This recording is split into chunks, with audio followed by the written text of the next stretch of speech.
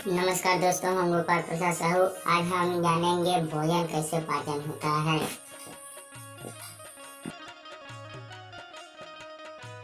हमारा ये शरीर चलता है विभिन्न पोषक तत्वों से मिलने वाले एनर्जी के कारण से। अगर ऊर्जा ना रहे तो हमारा शरीर बिल्कुल काम ही नहीं करेगा। हमारे शरीर के जो 12 मुख्य तंत्र हैं वह सभी ऊर्जा पर ही चलते हैं और हमें ऊर्जा मिलती है भोजन से, भोजन के ऑक्सीकरण से। अगर जो भोजन हम खाते हैं उसका पाचन होगा ही नहीं तो हमें एनर्जी तो मिलेगी ही नहीं। साथ ही साथ वह पोषक तत्व जो हमारे शरीर को बनाते हैं, जैसे प्रोटीन जो हमारे मसल्स को बनाती है और उसकी मरम्मत करती है, विटामिन जो मिनरल्स को अब्सॉर्ब करने का काम करते हैं, और कुछ खास मिनरल्स जो ब्लड जैसे चीजों को बनाते हैं, अगर वो चीजें हमें मिलेंगी ही नहीं तो हमारा शरीर प्रॉपर तरीके से काम ही नहीं करेगा। और यह सब हमें मिलता है भोजन से। और केवल भोजन खाने से ही हमें पोषक तत्व नहीं मिलते हैं, उस भोजन का पाचन होता है, जिसके बाद हमारे पेट में मौजूद ब्लड वेसल्स भोजन में मौजूद उन पोषक तत्वों को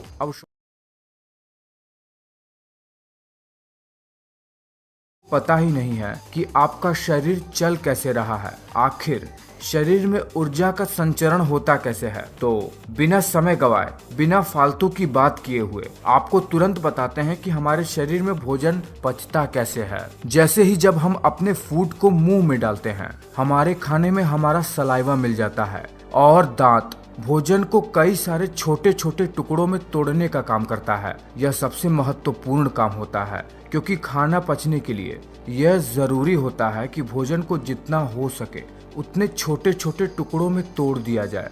फिर इन टुकड़ों के ऊपर हमारे मुंह में ही मौजूद, जिसे कहते हैं बकल कैविटी, उसके अंदर ही दांतों और जीभ के बीच में सैलिवरी ग्लैंड पाई जाती है, जिससे सलाइवा निकलता है। यह सलाइवा भोजन के साथ मिलकर भोजन को बहुत ही ज्यादा मुलायम बना देता है।